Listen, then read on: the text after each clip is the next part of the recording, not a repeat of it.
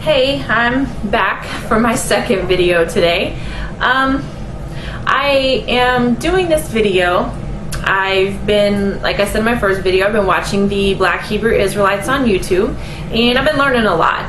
And so I just felt like everything that I've been learning, I feel like now it's my responsibility, now that I know the truth, to get it out there. So I'm hoping that by me doing this video, that maybe it will help to wake up some of the other Black Hebrew Israelites. I see them on the videos, I read their comments, and a lot of them are just like, the Bible's not talking about us, that can't be us. Like, that's not us. And I want you to know that yes, it is talking about you. So first things first, let me give a little bit of background about myself. I was raised as a Jehovah's Witness up until I was about 18. Something just didn't feel right. I couldn't figure out exactly what it was, but something was off, and I thought maybe it was just me. I don't know if you're familiar with the Jehovah's Witnesses, but if you are not living the guidelines that they say you should be living, you're not accepted. And so I just felt like, well, I'm just a bad person. I can't live like that.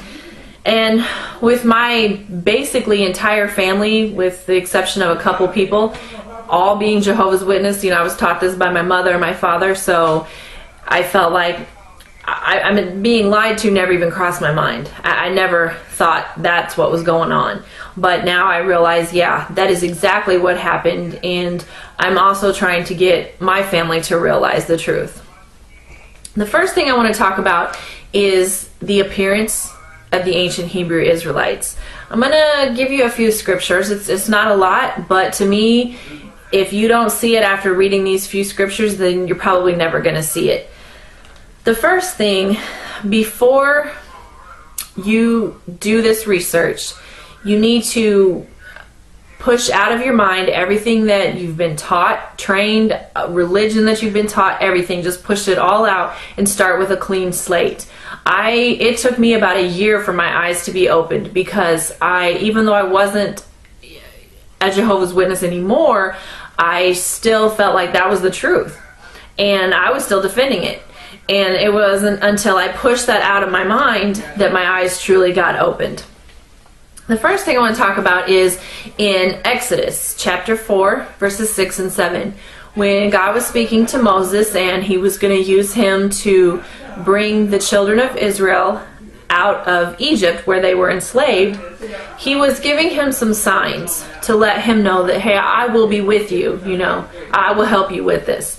So he had told Moses in this particular chapter and verses, he said, stick your hand into your bosom. And when he pulled it out, it says that it was white as snow.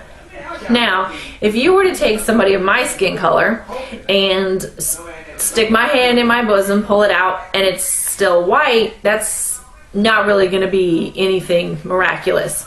But now if you were to take a person of black skin and put their hand in their bosom, pull it out, and it's white, that would be pretty miraculous.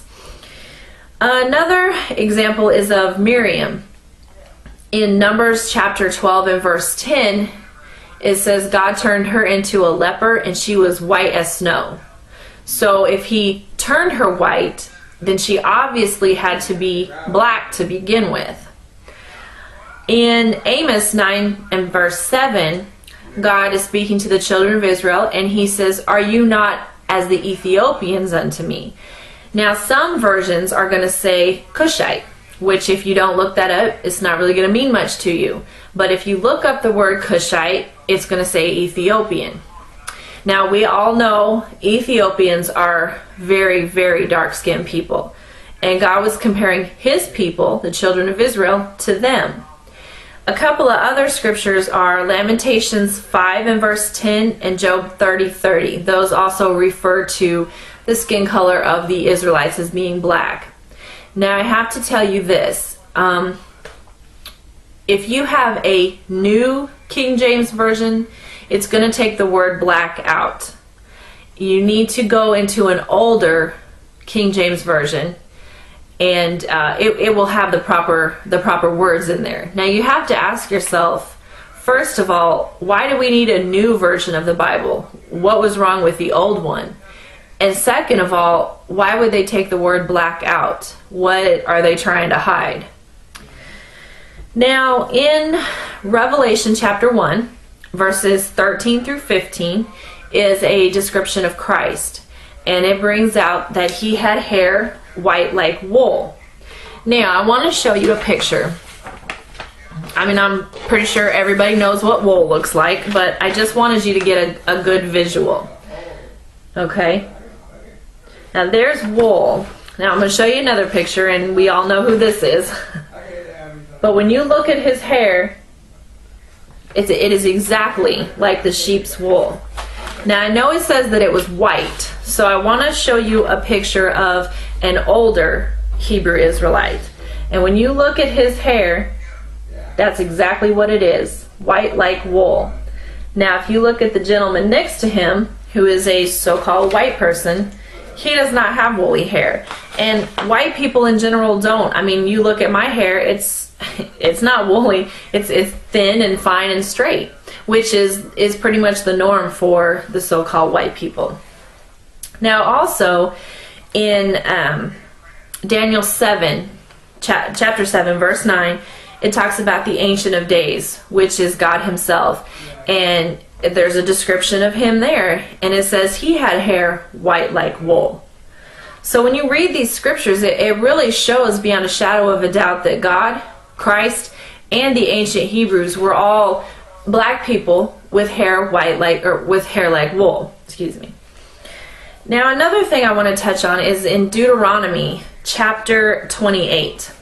Now the first 14 verses are talking about God is telling the Israelites, okay, if you keep my commands, this is what I'll do for you.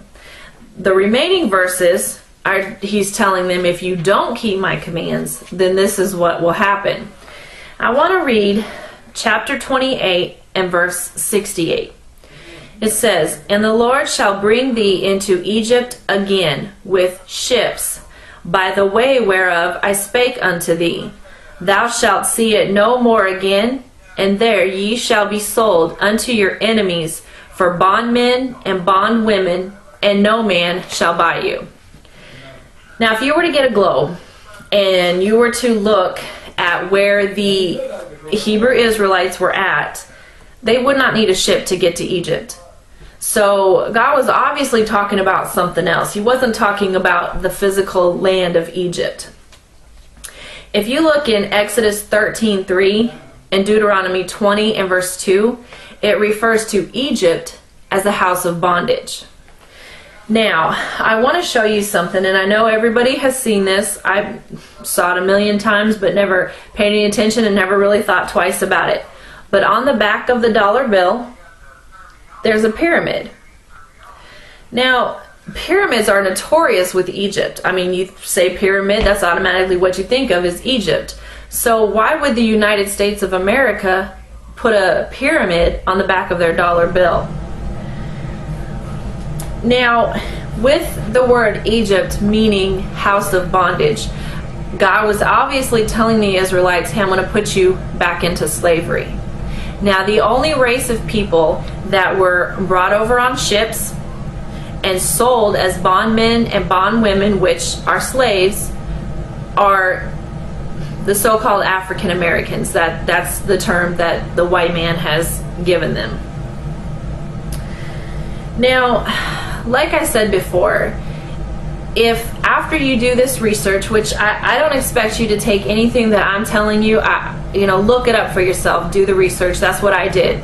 Anytime I was shown a scripture, shown something in a book, I'd look it up myself and do the same thing. And if at the end of that you still can't see it, then I really don't know what else to say.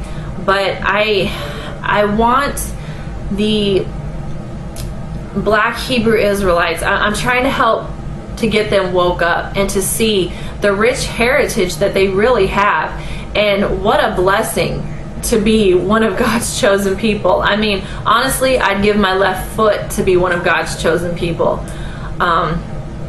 So I'm just trying to help and get this out there, and I'm hoping that if one person listens to what I have to say and they see the truth, then great. I'm ecstatic. So I'm hoping that this helps, and I hope everybody enjoyed my video. Thank you.